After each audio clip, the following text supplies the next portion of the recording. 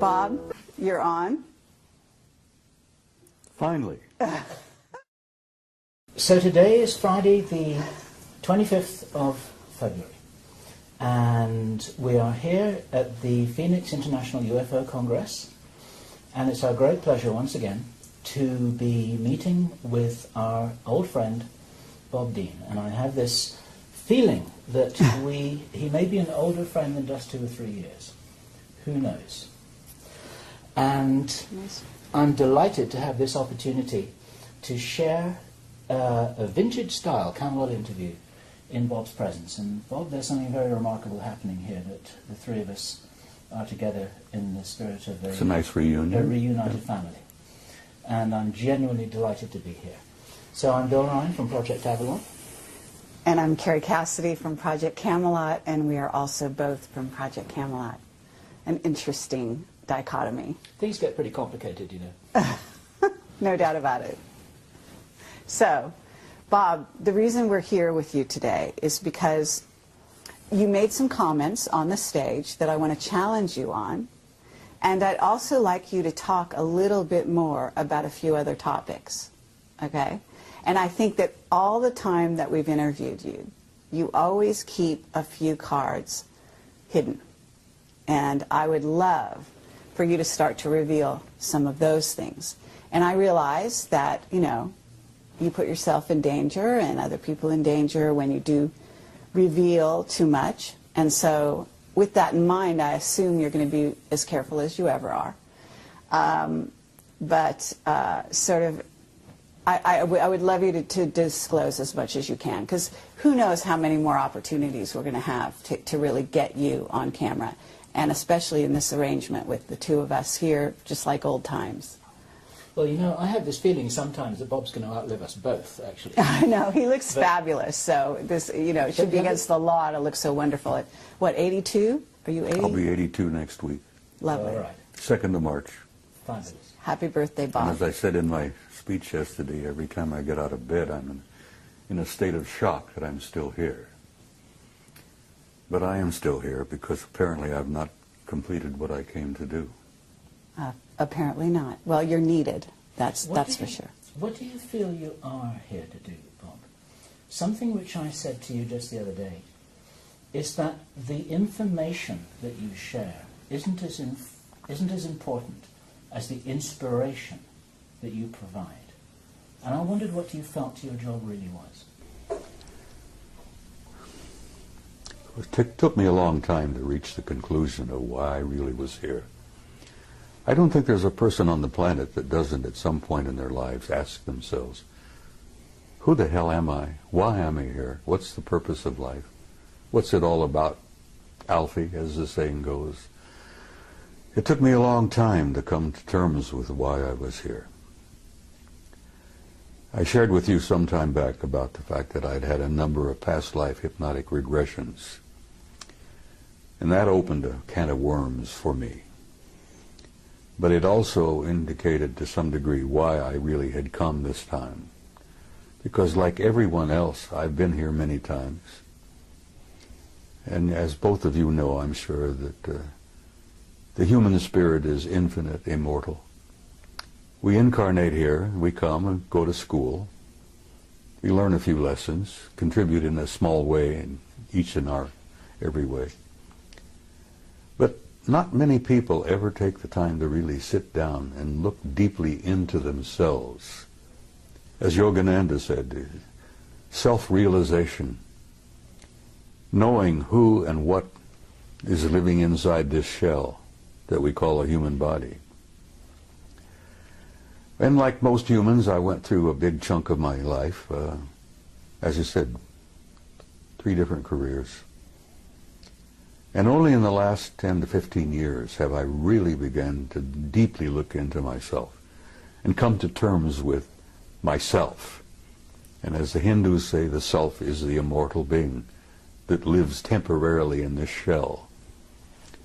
And I had some interesting conversations with myself. Hey, see here, self, who the hell are you? Who am I? Why am I here? And self replied, You were an immortal being and you came to do a job. Now, damn it, well, get on with it. Do what you came to do. And only in this third career, as it were, where I've been traveling the world speaking publicly at major conferences, Barcelona, Madrid, Mexico City, Atlanta, everywhere. The response that I've been getting from people at those conferences, the response I got from people after giving you guys, 3 previous interviews, has literally been overwhelming. Shocked me, really did shock me. And it finally dawned on me that when people come up, give me hugs and kisses, touch me, and tell me that the things that I have said meant so much to them, that apparently my words had triggered something within them that brought something out from inside of themselves. Did it really begin at that point where I began to grasp what my mission had been here? And it's simply this. You know, I'm not a great scholar. I'm not a great philosopher. I'm not a great much of anything. But when I speak to people publicly, here, there, and everywhere, apparently I touch a nerve somehow. And it's almost electric. It's kind of mysterious. And they come up and grab me and hold on to me and tell me what I had to say meant so much to them. And I say to them, I'm not telling you anything that you don't know. I've never told anybody anything that you don't know within yourself. I touch them. Remember the old Hindu story where the holy man, the guru, goes up and knocks a person in right between the eyes, and then all of a sudden they wake up? Well, I found that apparently I've been doing a little bit of that. Because I've been reminding people who they are, what they are. And I remind them that you're not just the human body that you see in the mirror. You're an immortal being. You've lived forever. God knows how many eons of time we've been at this. And you're going to continue to live forever. That you are an infinite soul, a spark of divinity. And saying that to people apparently triggers something in them, where they really begin to look into themselves. And as I say, I've not told you anything that you didn't already know. And as my old friend from Galilee said, you know, the kingdom of God is within you. And that does cause a bit of a spark of recognition in people. Well, Bob, with that in mind, when you were on stage yesterday, you said that people out there, and you didn't mean the audience you were talking to, but you said they couldn't handle the truth. The masses. Yes. And I actually want to take issue with that because Well, we've I taken don't issue see with it. that before. Yes. You are convinced that everybody's ready. No, it's not so much that they're ready. It's that They they can have a deal right with to it. know. Well, having the right And to know. judging for them is just Well. what the Illuminati have always done. They have decided what we're allowed to know and what we're not allowed to know. And it's not up to them.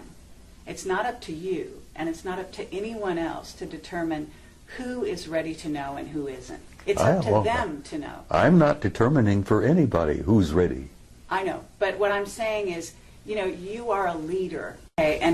And for you to go on stage and say that they're not ready is not encouraging the people and acknowledging the people out there, the young people especially, who actually out there in the masses don't need to go to a UFO conference in order to prove that they're not only ready, but they've been on that page for a very long time.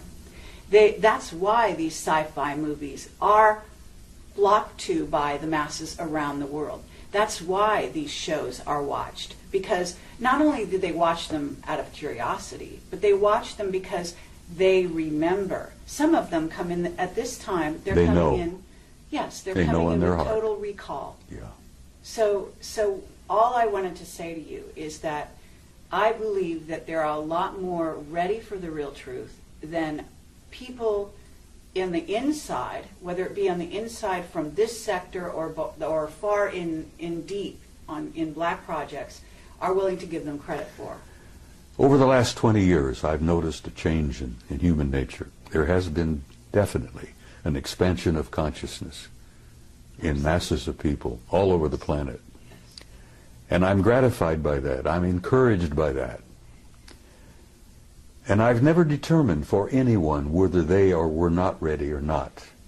And when I made my comment yesterday, I told you that there are a lot of people here who are ready, but there are many who are not.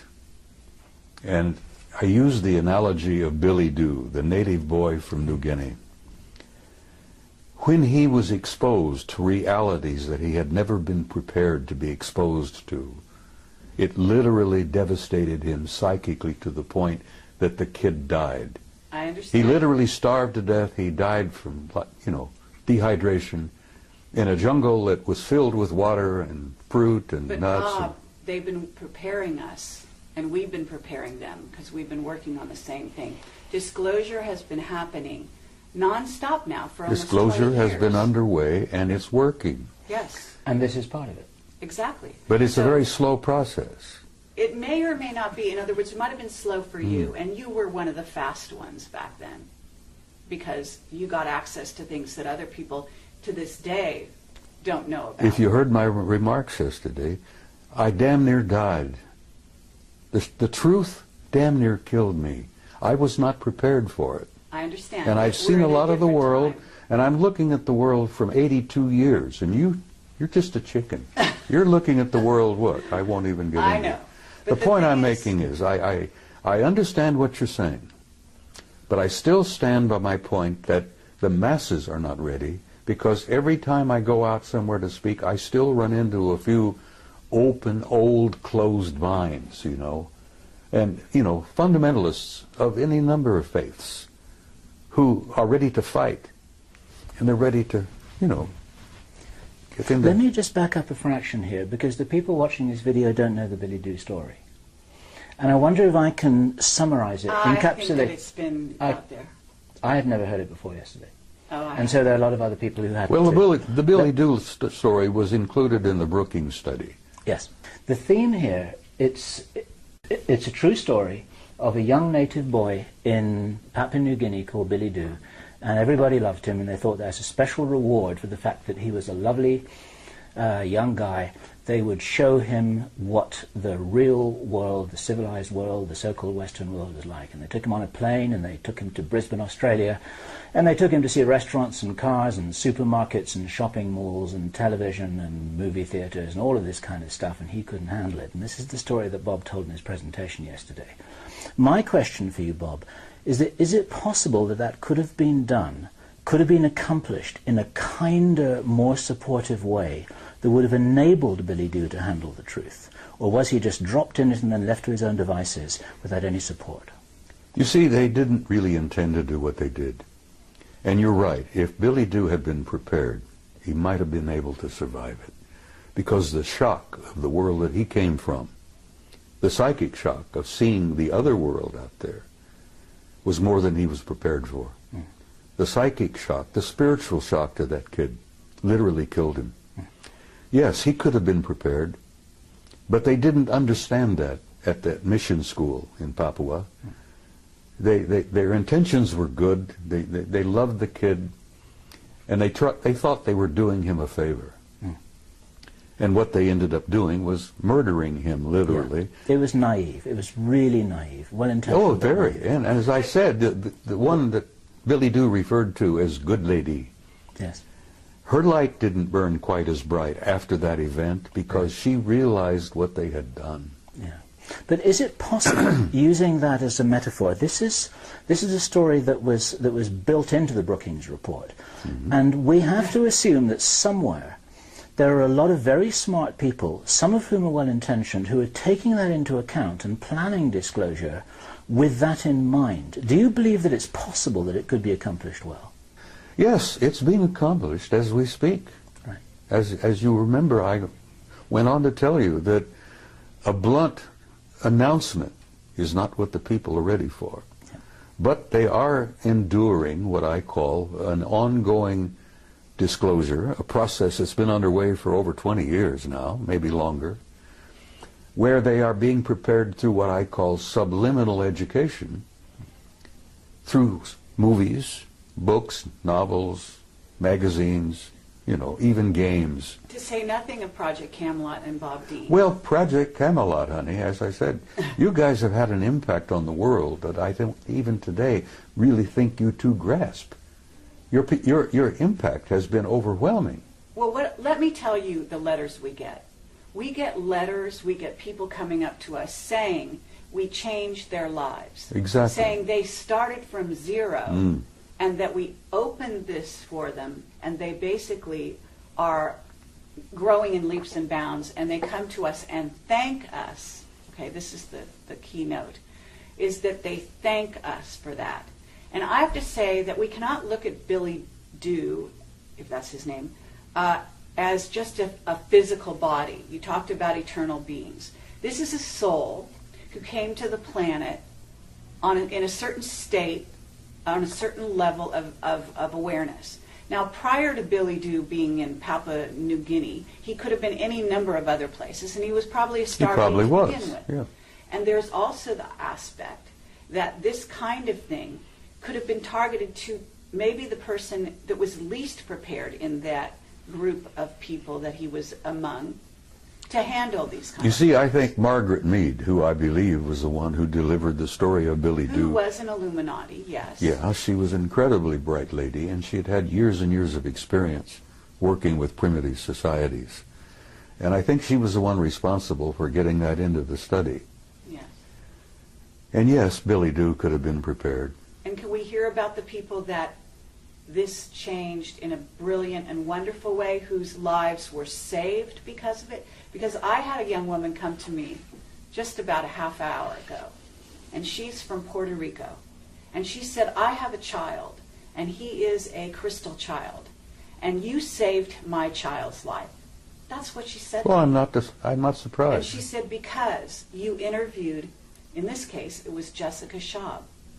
Regardless of what you think about Jessica's information, and she was young and inexperienced at the time I interviewed her, but there are children out there who saw the mirror of themselves in her, in her awareness and her willingness to embrace this cosmos of which we are a part. And so what I would submit to you is, here we are in 2011, that human consciousness is almost like an animal that's growing as a unity in leaps and bounds, okay, at this time. And you know that we have incredible energies coming into the earth facilitating this growth at this time, unlike any other time in history. And there are many scientists, people like Paul Laviolette, who can substantiate that scientifically for the people that are listening. But the point is that we can't go back to the Brookings report because it's no longer applicable. Well, if it's it still, ever was. it is still national policy, Yes. whether you like it or But not. those are incredibly conservative old men who actually need to be booted out of office. And they're Whether not you running think they should be anything. booted, I agree with you that there are hundreds of thousands of them who should be booted out of office. I've known hundreds of them in my own time. Now, Carrie, I don't disagree with you on what you're saying. That's all. Well, the only disagreement we may have is the timing. Absolutely. Have you noticed the people taking their revolution into their own hands lately? Of course. Okay, these people That's part are of an not expansion. just ready. That's part of an change the expansion of world. mass consciousness. Exactly. That was inevitable. Absolutely. And some of the philosophers have been predicting that for years and years. And let me tell you something else. You ain't seen nothing yet. And I believe you. Just hold on. I believe you. The next 10 years, I hope the hell I'm not here. I want to go home, really. I'm tired. But the next 10 years are going to confront you with things you wouldn't have dreamed before. Absolutely. Now, Rich Dolan just did a wonderful speech. He did. He always does. Yes, he does. And he talked about the fact that there is a almost separate society out there. There is. You could even call them a rogue secret military group who has created a whole society that is based on technology that is not in the public domain, that is based on concepts robotics, nanotechnology, Genetic they manipulation. absolutely, and they have money galore that they've basically stolen, secreted, taken from drug money, and supported these black projects that we at Project Camelot have been pursuing and interviewing people about. Projects for the 5 years American now. people have been financing for years Absolutely. without even knowing it. So the point I'm trying to make here is that if you look at the earth and you look at humanity, we have two groups. We have a rogue group that is living, maybe we even had a witness that said 10,000 years ahead of this group. So you've got the masses of humanity here, and you've got this rogue group that's flying interluminally, is that superluminally, right? Right. Outside our solar system. Hyperluminal, whatever you wish to call it. Solar system, etc. They've got bases on Mars and the Moon. You're talking about craft outside the rings of Saturn, which in your presentation, which is fascinating, and I'd love you to address some of that. But the fact of the matter is that we have two groups, and they're hugely divided, Mm-hmm. and that division is to the detriment, very, very seriously, of the masses. You Of see. course. And so it's bridging the gap that we're all about as a world at this time, in my view.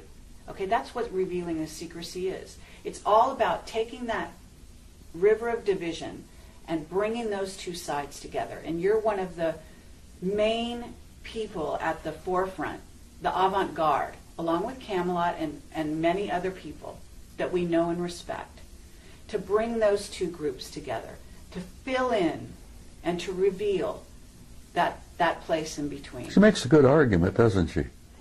Do you believe that there are enough white hats behind the black curtain to really be able to make a difference now that couldn't have been made 10 years ago? Yes. Right, that's an important thing to say. Some of those will be watching this video because they want to know what you're saying. They want to know what we're saying. What would you say to them? Because you can talk to them personally right now. Listen, I've met some of them, and they have told me that they support entirely what I've been doing.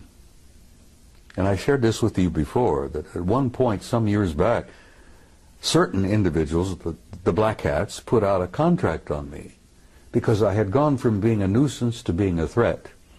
And they literally thought they could eliminate me. But fortunately, I must have had good friends in high places, and at that time I didn't realize what high places my good friends were in, you know. And the word went out to leave me the hell alone. And here I am, at 82, still alive and ornery and kicking. God, I'm getting tired of being here. But the point I'm making is, even the white hats and even the black hats have made some progress along the way.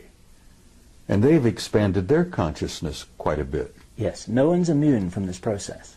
That's right. And so, you know, I basically am very hopeful about the future. The human race, the human species, it has a tomorrow. And I feel that's important to share with people. You know, women with young kids. Will my little child grow up? What kind of a world will my kid grow up in? And I try to reassure them that your kid has a future and that tomorrow is going to be much brighter than yesterday. And some of the white hats and some of the black hats all understand this thing, which is why I'm allowed to continue to focus and travel and do this and that. And I actually have been given encouragement from some of the powers that be. I've been encouraged by some of the guys with all the money. Okay, well, with that in mind, Bob, now that you're all warmed up, what is it you haven't told us? Oh, my God. Can't you keep her under control? Nope, no chance. Carrie, a year ago at Laughlin, I gave you an interview where I thought I would shock the hell out of you. And apparently it didn't. And I told you that I had had a personal relationship with non-human intelligence since I was about 2.5 years old. And actually that relationship perhaps went back before I was even born. And I So thought, have we. well, I know you have, and everybody has had a relationship. Lots. The point is that half the people don't even begin to, they don't want to know the answer to that. And when it all began to dawn on me, the implications of it were pretty overpowering. But I gave you that interview and I thought, well, this will be the end. You know, nobody's going to pay a word of attention to me after this. They'll think the old coot's gone over the edge. He's lost it. And I thought, well, I can go home and I can smoke my big stogies and drink my whiskey and die peacefully. Well, it worked out just the opposite. I'm more in demand now than I've ever dreamed of being. Yesterday I accepted an invitation to speak at a MUFON conference in Philadelphia in October. And I gave her I said, look, I'm going to tell you honestly, if I'm still on the planet in October, I'll be delighted to come. But I'm not making any plans really that far ahead, you know. I can't buy an insurance policy at my age, you see. But I'm hopeful, honey. I feel very hopeful about everything. I'm sure you're hopeful, but what is it you haven't told us? Because I believe, look, we've got time travel. There's issues with that. We've got travel through jump rooms to Mars and so on. I'm sure you've been exposed to some of that. You did share a little bit of that with me on my last interview with you. But I believe that was the tip of the iceberg. And I don't know how far you've gone down the rabbit hole, but I imagine it's a lot farther than you've revealed. And I feel sympathetic with Alice because, yes, I've been down the rabbit hole. Okay. And you feel, I know you're a very conscientious and loving individual, and I know that there's some things you want to reveal and some you don't because you want to protect people. And I don't think you have a whole lot to protect in terms of yourself at the moment because, as you said, you're protected. And we have also been threatened in the last year and a half, each of us in different ways, our lives, as a result of what we've done. But that just tells you that you're on the right track, and as far as I can tell. Well, for time to time, I felt like the guy on the street with the raincoat who pulls it back, exposes himself, and then somebody comes along, they grab him and haul him away to the rubber room, as it were. I felt that way for quite a while. And yes, there are many things that I have not shared with you. How about this? Wendell Stevens passed on recently, and he was a very good friend of yours. I knew Wendell for 35 years. Okay. And you told me that Wendell said some last words to you. Would you Well, share Wendell that? and I had shared a lot before he got really sick, became ill. I had encouraged him for a long time to admit publicly that he himself had had personal relationship with some of them. And he said, Bob, I can't do that. He said, every ounce of credibility that I've had over the years will go down the tube if I say that. And I understood what he tried to say. He was getting older and he didn't need any bumps in his life before he departed. He was feeling bad and he felt, he knew he was leaving. And he says, I don't need any of that heartbreak and that upset stomach. I've told what I've learned, I've told what I've seen, I've shared the photos, I've spoken at conferences. He literally created this world conference in 1991. The UFO Congress. And I had the privilege and honor of assisting him in putting that together in 1991. And as I've told you before, that's when I really came out of the closet and began to violate my national security oath. I wanted him to hold on and be here for the 20th anniversary. But he went home in September. And I loved him dearly, and I love him still because I know he's alive and well. There is no death. And when you come to terms with that, it's kind of a shock. The people who buy tombstones and buy the little plots in the cemeteries and all that. And I say to them, you guys don't understand. Because once the spirit leaves, that's nothing but a husk. Burn it up, sprinkle the ashes, and go on. Imagine how much real estate could be saved if we did away with cemeteries. Anyhow, I'm shaking up some people, I'm sure. There are traditionalists out there who will hear this and think, he's out of his damn mind. But yes, there are things I haven't told you, and there are probably things that I cannot tell you. I think I told you in that interview. What would happen if you did, Bob? Didn't I share with you that they had taken me away for 6 weeks? And that they brought me back 5 minutes after they took me? Okay, I would love you to do that, but I would also like you to say the last words that Wendell told you, because he said some very specific words about what's going on here on the planet. So he told me that from what he'd learned, that we were in for some difficult times. But beyond that? Beyond that, he said, I'll see you tomorrow.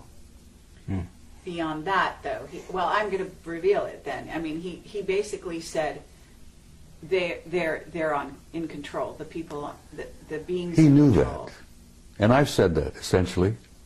Well, You know, how did he phrase it? You know, well, I will go back to my interview with Bob Bigelow, and I'm banging on the table, and this was years ago when I still got frustrated and expressed my, vented my spleen, as it were. And I'm sitting with Bigelow. I bought him lunch, by the way. Now, I'm one of the few people who can say I took a billionaire to lunch. Anyhow, Bob, if you're watching this, you remember our interview, our talk. I'm banging the table because I was so frustrated and aggravated. And Bigelow said, calm down, Bob, calm down. He says, everybody has an agenda. And I said, yes, that's one of the things I'm angry about. Everybody's got their own damned agenda. And he says, Bob, there's only one agenda. Only one agenda. And I says, what is that? He says, it's their agenda. Always has been, is, and will always be until we grow up. Now, Bigelow shared that with me. Wendell shared that with me. He said he'd learned that, there's only one agenda. They're not only merely in control, they've been in control from the beginning. And they are controlling disclosure. Okay, and they are deciding whether the masses are ready or not. And who is they? Sweetheart, there is indeed a galactic federation. You may think that's a joke. You may think that's a little funny thing from the Star Trek series and all that. There is indeed a galactic federation. And the headquarters is not even in our galaxy. Now you put that in your pipe and smoke it. That there is a federation of advanced intelligence in beings throughout the universe, and the latest figure, 200 billion planets in our galaxy, 200 billion galaxies in the universe. It's probably much, much more. But there is a federation, there is a control, there is a purpose, there is an agenda, and the survival of this species on this tiny zoological garden is important to them. And they are in control of disclosure. They could end it tomorrow if they chose. They'll end it when they have determined that the masses on the planet are ready, and not one instant before will a disclosure literally, in a big way, take place. Now, as I pointed out to you also, it's been my experience, and I've had first-hand experience with this. I've never spoken at a conference in the last 10, 15 years where there wasn't at least one or two of them in the audience. And like Ingo Swann, I've developed the ability to spot them. And I've even had them come up to me. And I think I shared this with you on that interview, where they come up to me after a presentation, shook my hand, and told me how much they appreciated what I had to say. And I've learned that they attend these conferences not to listen to what the speakers have to say, but they're monitoring the response of the audience to what the speakers have to say. Sure. Because they're monitoring of us, their evaluation of our condition is incredibly powerful. There are a bunch of outstanding experts in that group. And as I said, they've been with us since the beginning of time, literally. They created us initially. They genetically manipulated us. They plucked those golden apples and turned us into what we are. Now that process is still underway. Those golden apples are still being manipulated, and we're learning to do that ourselves. Right. But I will say to you again, the psychic shock of learning all of this all at once would be like Billy Doo. People would, and I've run into them too, honey, and they don't want to know the truth. There's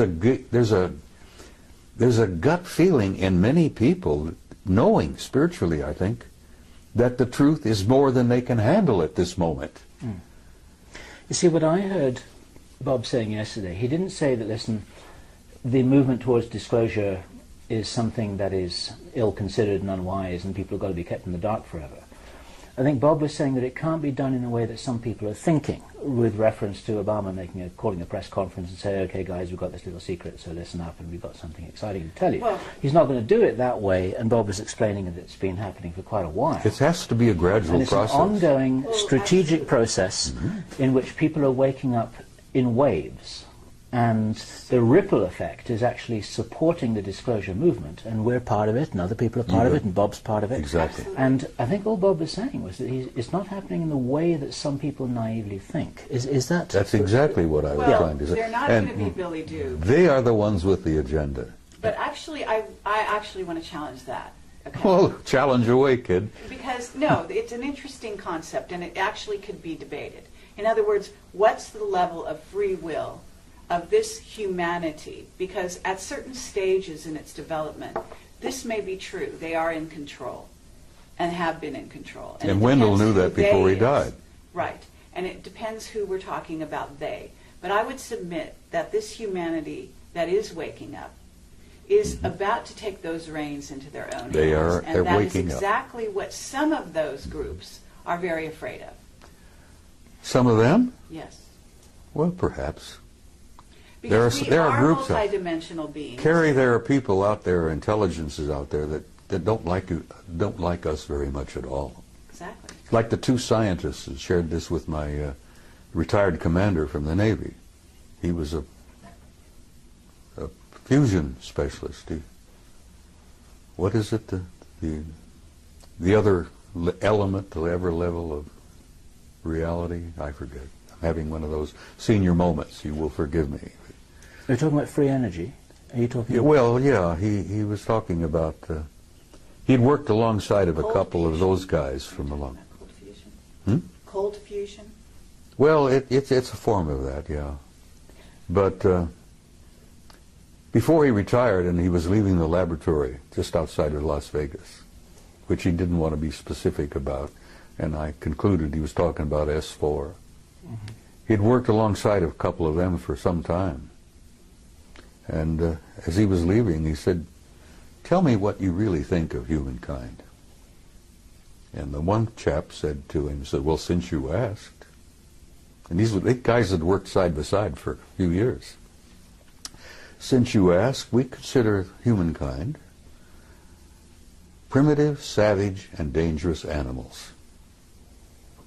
And the scientist said, "I can't disagree with that, because I look upon the masses of humanity as primitive, savage, and dangerous animals myself." And that's when the other one injected a little bit of humor into the conversation and says, "You also smell bad. You stink." And the commander says, "You know, I took my shower this morning," and he's trying to, and they said, no, it's something about your human nature. It could be part of your diet. It could be the way you think. He says we call it kind of like an auric stench. We find it very discomforting. But nothing, no personal criticism here. And the commander says, "Well, I appreciate you being candid with me. Thank you." And he went into retirement, and he speaks out very carefully.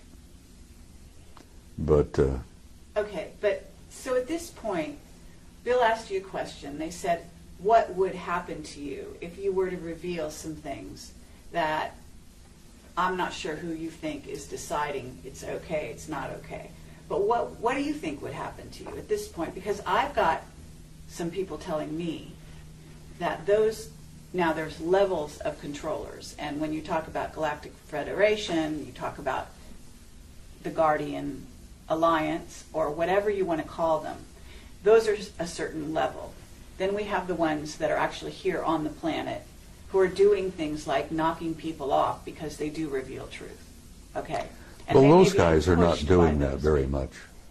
Most of it, knocking people off are some of our black shadow government Exactly. people. So I'm asking you, if right here and now you know what you can say and you know the limits of that, I'm sure. I can say almost anything now. Okay, great. Because I don't worry about it anymore. And frankly, I don't care what our shadow government thinks about it. I know this, that I've gotten some good friends in high places, not merely up there, but back in Langley and a few other places. You know. Absolutely.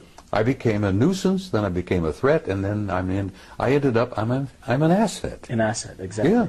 Exactly. So I've been encouraged, my health, you know, I'm still being looked after, I'm still being invited, and I joked with, I think you maybe, about, I don't travel anymore, cabin class. I had a bad experience coming back from Barcelona. And, you know, I'm not a snob, but I'm sitting in this big jet in the middle section. And bless her heart, there was an enormously overweight lady on my right who kept falling out of the seat. There was a squalling brat on my left. And here I am. I can't stand in line to wait to pee anymore, you see, because of my age and a couple of little infirmities that I have. And I said, look, I'm not going to travel cabin class anymore. Guys, if you can't buy me a business class ticket, I'm not coming. Well, good God, I thought that would be the end of that. No more trips. I was shocked.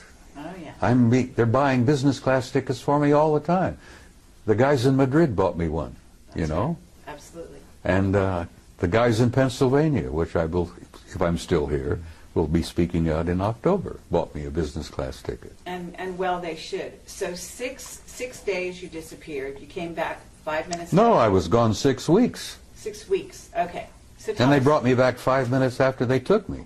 Now, there are people out there who are watching this who think that I'm totally insane. And I don't care. Because I went through that period also, you know. I've shared with you, I went through 3 stages. I began to think I'm losing my mind. That was stage 1. Stage 2 was I became convinced I had lost my mind. Now I'm in stage 3. I'm sane, and the rest of the world is nuts. And whether you guys like it or not, that's where I am today, and I'm comfortable there. In support of you, Bob, there's a guy called Michael Ralph who published a book called The Mars Records. Have you heard his story? I've heard the name, I think, but Okay. I'm not familiar with it. In a nutshell, Michael Ralph, who worked, I believe, for the US Navy, recovered memories that showed that back in the 1970s, he had been taken to Mars on a tour of duty that lasted over 20 years. And when that tour of duty was completed, then he too was returned back to his original timeline the moment after he left it. Doesn't with his surprise me a with his bit. memory wiped. Now, you can't get mainstream establishment scientists to listen to that without saying poppycock, balderdash, can't be. It's like Stanton Friedman says, they say it can't be, so it isn't. But we're not trying to talk to the mainstream scientists here. We're probably They're the worst. we're probably talking to the 12-year-old kids who say, yeah, that sounds pretty cool and it sounds real to me. Well, your 12-year-old kids are more broad-minded than some of our establishment scientists. And they will be establishment scientists later. Well, someday. And well, that's because they haven't been through our educational system. That's right. Their minds have not been stunted. Been programmed Yeah. for a number of years. It's been very clear to us for quite a while that we're primarily talking to the future establishment. Of course you are. Not the present establishment. You're talking to people of tomorrow. We're talking to the kids. And the kids are our future. And if we can wake them up, point them in the right direction, and inoculate them against what they're being told by their teachers, then that helps the ball roll a little I agree. bit faster. Okay, so but tell us about your experience disappearing for 6 6 months? weeks? Weeks. 6 weeks. It shocked the hell out of me. Where'd you go? I don't know.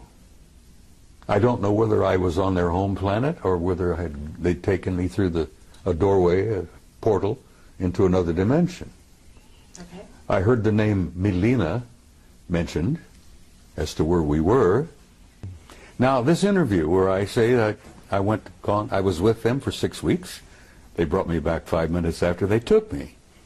But I remembered 6 weeks. Are we on camera? We're on camera. All right, well, look, people said, what did you eat? And I said, I asked for bacon and eggs. I had steaks, I had pork chops, just about anything I wanted, I got. I went to the bathroom, you know, my physical functions continued for 6 weeks. I literally lived 6 weeks with them. and you ask me where, and I can't tell you where, the name Melina came up, and I don't know whether that was a city, because it appeared to be a city of some kind, a community. There were libraries, there were audience halls, lecture halls. God, the libraries, you wouldn't believe. Was it a very advanced society? Oh my God. No, I asked about this. I never saw a fire department, a fire truck. I never saw a cop. I got the impression there was no such thing as a police department.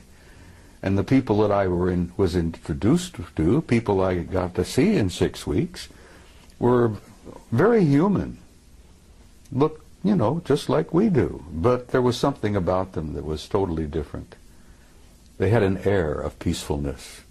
They had an air of an incredible knowledge. What did you do during that time? Why did they take you? Asked questions and was shown things. As I said, the things that impressed me the most were the libraries, the records. You would call them akashic records, I guess.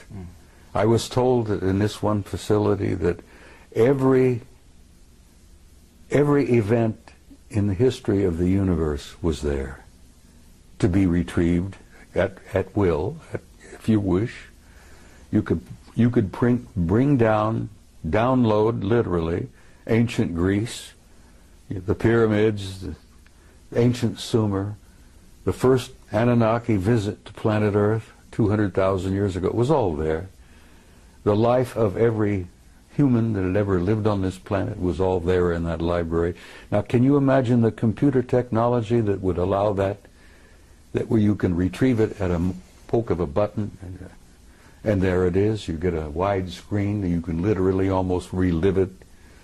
The history of the human race was there. So you had the experience that Billy Doo had?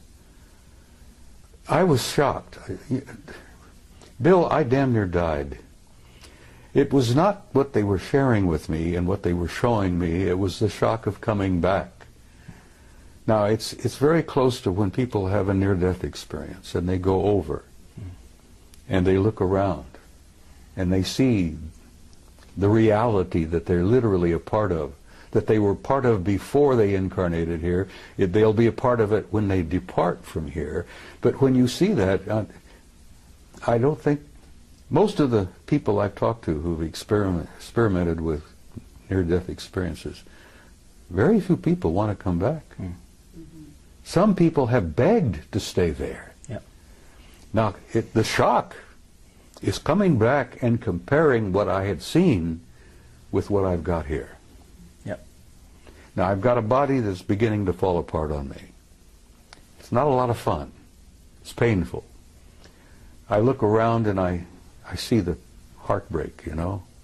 Not only do I see the war, I have the grandson who's dying from wounds he received in Iraq. I'm growing older. I'm losing all my old friends. They're going home. Wendell was happy to leave. I won't say that tomorrow night in the ceremony involving him, but he was. He was ready. He told me a year ago, Bob, I'm tired. I want to go home. And he knew where home was. But the shock, the psychic shock that I have experienced, and I told you on that, I spoke yesterday, why I use the story of Billy Doo, because literally it happened to me. The psychic shock of seeing what I saw and being exposed to what I had been exposed to and coming back here. It damn near devastated me. You're saying recently it devastated you, or are you talking about your original exposure? The whole thing, honey, has devastated me. I've been through three wars. It's also enlightened you. You know, it's oh yeah, also made I you think a that lot was the purpose of wiser. taking me. Yes. Yeah, they shook me up, physically and spiritually. There's a book called Don't Fear to Kill a Dead Man. That's the title. Don't what? Never fear to kill a dead man. Huh. You know, humans, before you're awakened, for all intents and purposes, You're asleep. you're asleep. Mm-hmm. Well, It's I've been a form of asleep. death. I've been asleep. So You know, it is I a had shock to I've had wake 3 up. marriages. I fought in 3 wars. I've had 3 careers, And I jokingly say, make that 4 wars after looking at my second marriage. Anyhow, the shock of coming back and... What year was this, Bob? What year did it happen? Oh, God, it was somewhere around... I came out of the... I started speaking publicly in 91. It must have been in the early 2000s, 2002 or 3, somewhere in there. You mean that's the year when you had this experience you're talking about, where I was gone for 6 you weeks. were gone for 6 Then I find out I was only gone from here for 5 minutes. Now you try to put that in your pipe and smoke it. And when I jokingly told you earlier that, you know, I went through these stages where I thought I was losing my mind, and I convinced myself I had lost my mind. And now I'm at stage 3 where the rest of the world is nuts and I'm the only sane person there is, other than you nice people here. You see. Thank you, yes. Yeah, but that somewhere in the No, I think that we're all in 2003 or that place. 2004. You know, No, we're not all in that place. Yes, 90% of the world is still in dreamland. I mean people like us, people that have been through experiences like this. We do tend to look at the rest of the world as if they're crazy, because they appear crazy. Well, look at the wars. War is insane. A sane person would never go to war. Exactly. Well, the 6 weeks I spent with them, and of course, I see them regularly. I really am. They take me aboard ship. I've been on board their ships many, many times. You know, I get an evaluation. I think I get a kind of a healing. Okay, do you want to describe the beings you're talking about? Well, aside from the medical guys that look me over and work on me on the ships, which are extremely tall and very thin, they're well over 6 feet. 6'5", maybe 7 feet. Very thin, very trim. They're not emaciated. I mean, they look very healthy. But aside from that, they look human. I've never gotten used to the way they look at you. That really is disturbing.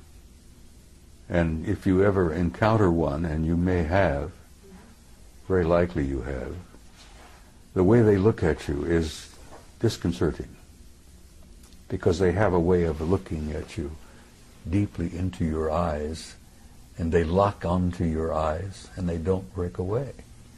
Now, we humans don't do this, because we humans have a tradition where we look into each other's eyes, and after a moment or two, it becomes somewhat threatening. Yep. You see? So we human tradition is, don't look into someone's eyes because you're a threat.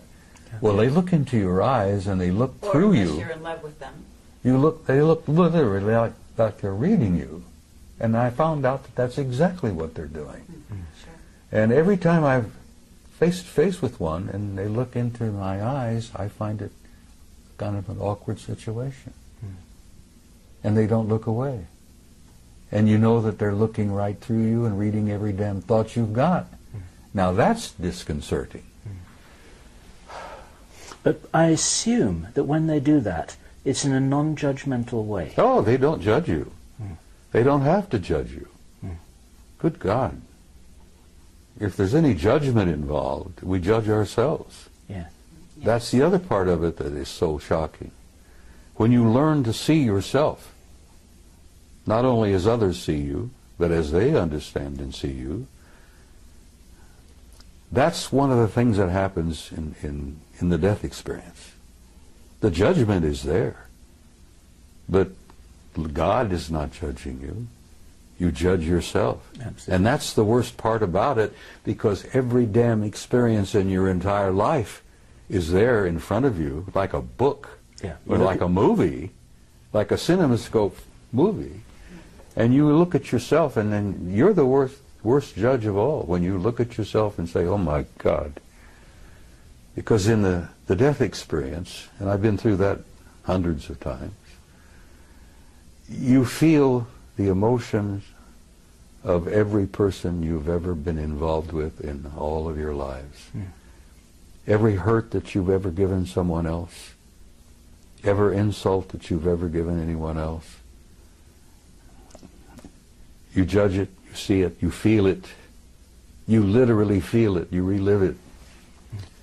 Well, visiting with them is almost like a near-death experience.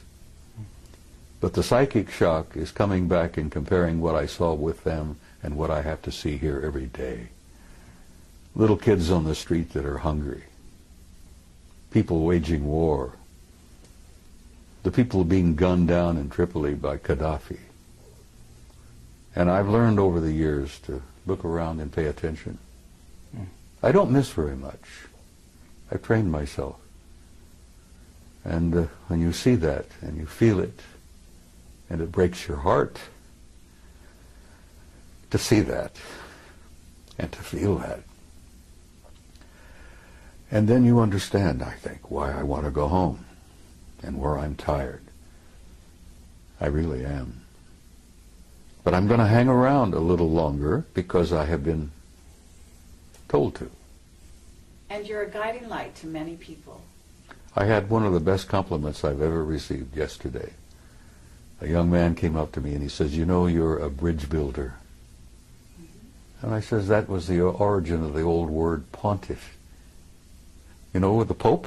Yes. The pontiff, the bridge builder. Sure. People don't know that. Many people, even most Catholics, don't know that pontiff means builder of bridge, builder of bridges. And that was a compliment, and I gave him a hug, and I thanked him for that. Because that told me that, yeah, maybe I've been accomplishing a few things. Maybe you've done more than you think. Well, if you say so, but I'm holding on to enough ego to live. Because you can't survive on this planet without a little bit of ego. But I don't think I have any vanity left. Well, for every person who comes up to you in person to give you a compliment, there are 1,000 or 10,000 who don't, and who feel the same thing and they never communicate to you. This is what we've discovered. Thanks to you two guys. As I said, you turned me into a damn celebrity, and I didn't want to be. All we did was take a camera and point it at you. And the rest is history, as they say. Some of the vegetarians who are watching this, perhaps, will say, shame on him. Bacon and eggs, ham, pork chops, and all that. It's been my life, for God's sake, you know. Well, they fed me bacon and eggs, ham, pork chops, steak, anything I wanted. And people have said, when I've shared this with a few, were you perhaps eating vegetarian and didn't know it? Maybe they made you think you were eating steak. And I said, well, maybe they did, but it sure as hell tasted good. Tasted like a good T-bone to me. And the bacon and eggs were superb. Well, what did they eat? Well, I'll be frank with you, I don't know. I never watched them eat. They never ate in front of me. But they sure as hell looked healthy. So not any of them had missed many meals. Did this experience only happen once, Bob? That experience, being gone 6 weeks and taken there wherever I was, as I told you, I didn't know whether I was in a city, on another planet, or wherever. Maybe I didn't slip through a portal into another dimension. Okay, Bob. That happened once. But I've been aboard their ships many times, and I've met many of them face to face, almost regularly. Now, I get into an altered state in the middle of the night. I've been doing a lot of remote viewing. And I can put myself in an altered state, like Ingo Swann, Joe McMoneagle. And I go out. But sometimes, when I'm in that altered state, they come in. And I've chided them for this, and other people who've had this experience will agree and understand what I'm saying. I've chided them with this. They pour information into my head that's like Niagara Falls. I mean, it comes pouring in, and I'm almost unable to deal with the volume of it.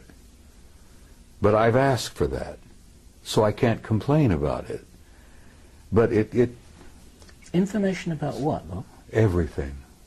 Life, death, infinity, tomorrow. Yesterday I told you in an interview that I've come to a point where I really can't tell the difference between yesterday, today, and tomorrow. Because with my recall of past lives, that is as vivid as living again. Sure. And here I am at this moment in time, in this place, going through this. And then I've seen the future. What have you seen in the future, Bob? Well, the thing that keeps me hopeful and positive is that I've seen a gorgeous future. I've seen a beautiful future for the human race. I've seen a future for this species like I saw at Melina for 6 weeks, of what it can be. Could you describe that for the people watching this video for whom a positive vision would be so valuable for them to join you in? Well, I try to say it, Bill. I try to say it repeatedly when I'm at a conference, that you're in for difficult times. That's what living on planet Earth is all about. It's a tough school. And I've said to people, and many people understand exactly what I'm saying, when you're going to school on planet Earth, you're in one of the toughest schools in the universe. And if you get a certificate from planet Earth, hey, I have a silver certificate. They showed me on Melina that I have a silver certificate. One day outside the lecture hall, took me to the library, and there was a table with scrolls all over the table. And they picked one up and said, "This is yours." And it was wrapped in a silver binder. And I intuitively said, "But I want one of gold," being an ornery cuss as I am. And they said, "Not yet. This is, you've earned this." I gathered that I matriculated enough to have a silver certificate, but I haven't got the gold one yet. Now, when you get the gold one, you graduate. Right. Well, that was a few years ago. Yeah. Maybe you're working on your gold one at this time. Well, What's the future, Bob, that you would like to leave people with, to envisage as being a real possibility for all of us to share? well, it's difficult, Bill. I mean, I try to put it into words, because so much of my conversations with them has been talk about subliminal. It's been a psychic exchange where they show me and share things with me where words are never needed. I think you understand what I'm saying here. I understand what you're saying. I guess it's a type of telepathy. Because I had seen many times in my visit there that they didn't seem to talk to each other verbally very much, but they all seemed to know what each and everyone was doing. They were communicating with each other subliminally. I would leave in closing, just briefly, there is no death. People should not fear death. Now, there are a lot of not very nice ways to die, but there is no end. There's no death. Everyone is a spark of pure divinity, and there is a God. And that is something that I need to stress again and again and again, because I've been asked, am I an atheist? Do I believe in God? And I say, no, I don't believe in God. I know, because I've experienced that. So I would tell people who are troubled, worried, that the next few years are going to be awkward and difficult, but that's what living on Earth is about. But there is a future for the human species. The race is going to make this transition, and at the other end of this, it's going to be glorious. And I tell mothers, I said, your kids or grandkids, the future will be theirs. And then, like I said in Barcelona, which the Spaniards seem to appreciate, your children and grandchildren are going to the stars. And they seem to like to hear that. But it's true. And we are, as a species, as a race, going to go out there and take our rightful place with these other incredible cultures and civilizations. And having seen the future, I'm hopeful. And, I have this good friend from Galilee 2,000 years ago, who was and still is my best friend, who tried to make that point again and again and again. And those of us who were with him at that time were a bunch of nitwits, and we didn't begin to grasp what he was trying to tell us. But he really essentially was telling us what I've just told you. The human race is not a mistake, it's not an accident, and there is a purpose and there is a meaning in life, and there is a future. And don't be afraid. And that's about all I can say. For me, Bob, that's a fabulous message to end with, and thank you. Thank you for that. Thank you, Bob. Do we have anything else? We have nothing else. We have to nothing add else. To that. Oh, I know you do. Love You you. have questions you haven't asked yet. Well, we're gonna let you go at this point, unless you have something that you haven't said after all this. There's a hell of a lot I haven't said. Well, But, as I this, jokingly told but you I one give time. you a lot of rain, Well, believe it or not. Even though I jokingly like told you one time, and I'm serious. If you get me a good Jack Daniels, I might go on for 2 hours and tell you things that would curl your hair. Well, Being a gentle lady as you are, I could share things with you that you wouldn't believe. well, I'd like you to try. Let me tell you something else that Yeshua said. He said there are things I could tell you that you could not bear. But he was talking about life on this planet. Sure. And as he was getting ready to leave, he said, the prince of this world comes. He has no dominion over me, but I will send a comforter to you until I see you again. And I've often wondered about who the prince of this world was, who didn't have any dominion over him. Right. And I have learned since that every planet has a kind of a caretaker, an authority. Every system has a higher authority. And the galaxy is divided into 4 parts, quadrants. And the Galactic Federation headquarters isn't even in our galaxy. Now that's pretty hard stuff to walk away with, you know. You say that to people and they go, well, good. It's something to take home with them and think about that night instead of watching TV.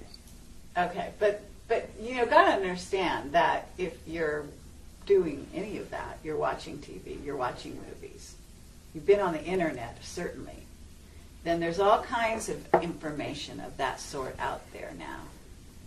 And I know that you don't spend hours on the internet. I avoid it like the plague. So Let me I tell have you- to tell you that information is not a shock whatsoever. Well, let me tell you something that might shock the hell out of you, and maybe it won't, because you're a pretty bright kid. What if you were to tell the average guy out there that this is a hologram? That's out there. We know that. See? No, Doesn't the bother average you. guy out there. You prepared yes. yourself. What if I told you that what you think you see as a reality is not reality at all, it's an illusion? And then even further, what if I were to infer to you that all of this is part of a program?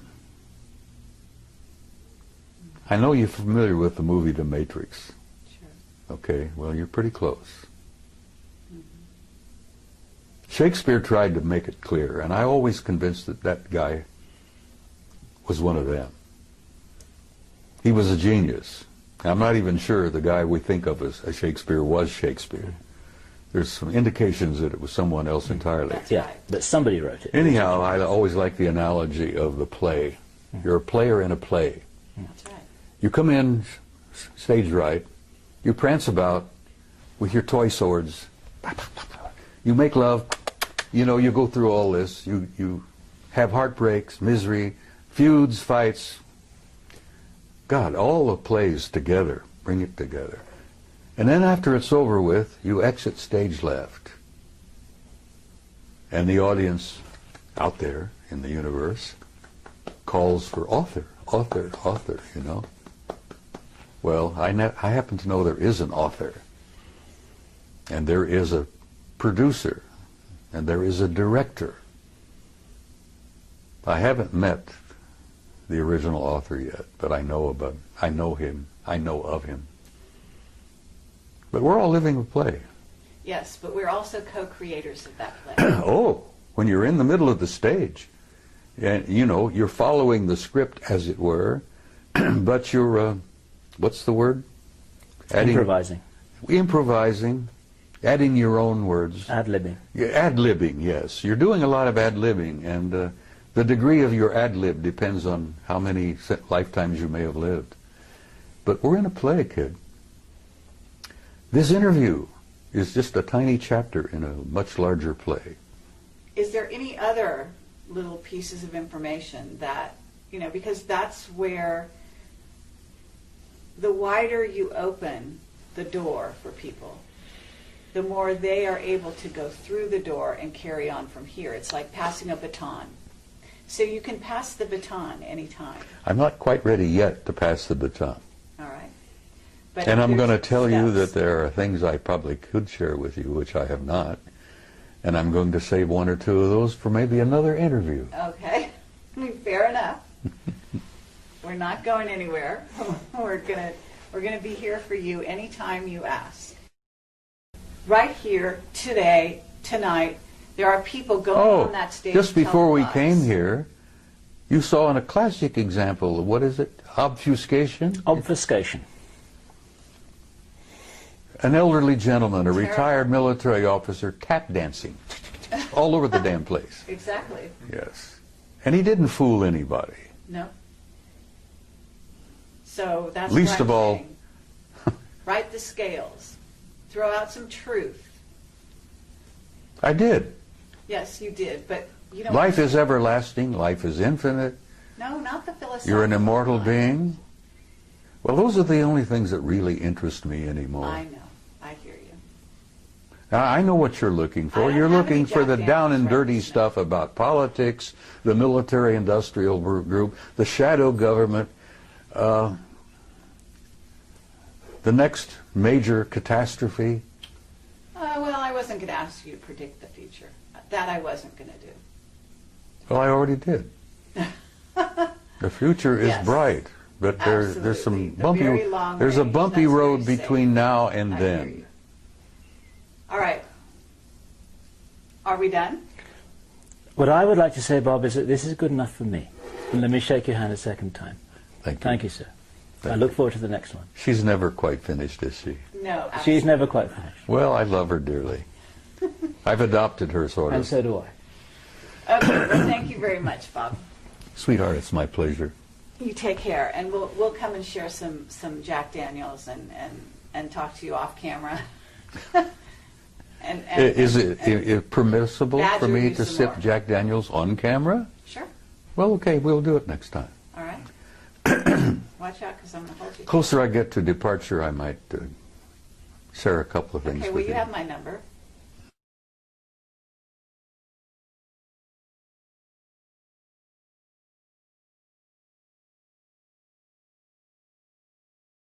We're rolling. Okay. Well, Is that- I'm just not going to let this- you get away with murder. That's okay. Oh, Bob. Oh, I would never think of that at all. Yeah, why? It's I'm a- just that, you're kind of a wily old guy. Go ahead, use the word you were thinking of. Yes, a wily old.